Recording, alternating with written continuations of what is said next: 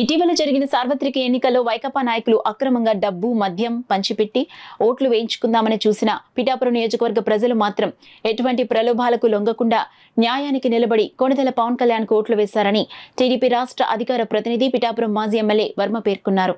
Pithapuram TDP నాయకులతో కలిసి మాజీ ఎమ్మెల్యే వర్మ మీడియా సమావేశం నిర్వహించారు. ఈ సందర్భంగా వర్మ మీడియాతో మాట్లాడుతూ స్వచ్ఛందంగా ఓట్లు వేసిన పిఠాపురం నియోజకవర్గ ప్రజలకు పాదాభివందనం చేస్తున్నానన్నారు.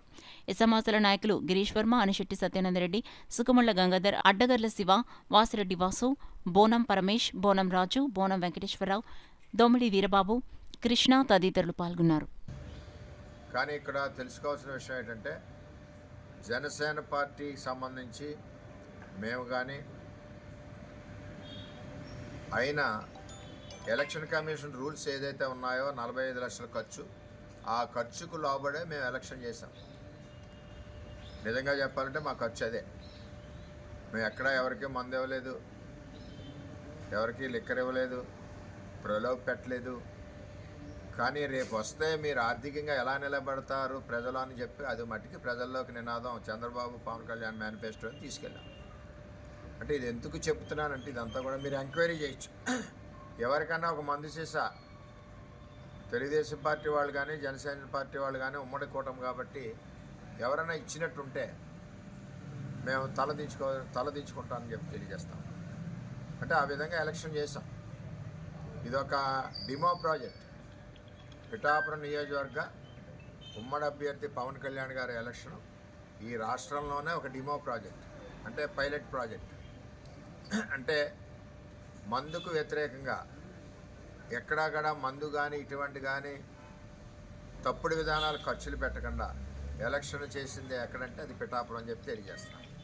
అది కూడా ఎలక్షన్ కమిషన్ నిర్ణయించిన నిధులకు లోబడి, అంటే 45 లక్షల రూపాయలు లోబడి ఎలక్షన్ చేయడం జరిగింది.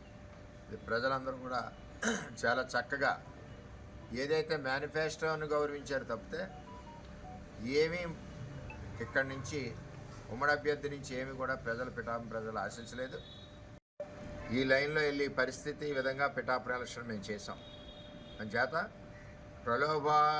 ప్రలోభాలకి లొంగ తీసుకోకుండా, ప్రలోభాలకి మనం చెప్పకుండా మన మేనిఫెస్టో రేపు చేసి విధానాలు చెప్పి రేపు ఆర్థికంగా ప్రజలు ఎలాగ నిలబెడతారో చెప్పి చంద్రబాబు నాయుడు గారు పవన్ కళ్యాణ్ గారు రాష్ట్ర వ్యాప్తంగా ఇచ్చిన మేనిఫెస్టోని కిందకి చెప్పి ఈరోజు పిఠాపురం పవన్ కళ్యాణ్ గారి ఎలక్షన్ నా చేతుల మీదుగా మేము ముందుండి నడిపించాం. కాబట్టి అందరం కలిసి జనసేన పార్టీ అవనండి, బీజేపీ పార్టీ అవనండి, ఈ విధంగా ప్రలోభాలు పెట్టకుండా ఒక్క చుక్క మద్యం ఇవ్వకుండా ప్రభుత్వం నిర్ణయించిన విధానంలోనే పిఠాపురం ఎలక్షన్ జరిగిందని చెప్పి ఈరోజు రాష్ట్ర ప్రజలందరికీ కూడా తెలియజేస్తూ ఉన్నాను. రాబోయే రోజుల్లో ఇదే విధానాన్ని రాష్ట్రం అంతా కూడా రేపు అవలంబించి ముందుకు నడిపించవలసిన ఆవశ్యకత కూడా ఉందని చెప్పి తెలియజేస్తూ పవన్ కళ్యాణ్ గారికి ఈ రాష్ట్రంలోనే అందరికంటే ఎక్కువగా భారీ మెజార్టీతో నెంబర్ 1 స్థానంలో ఉండే విధంగా పనిచేస్తాం. అందరం కూడా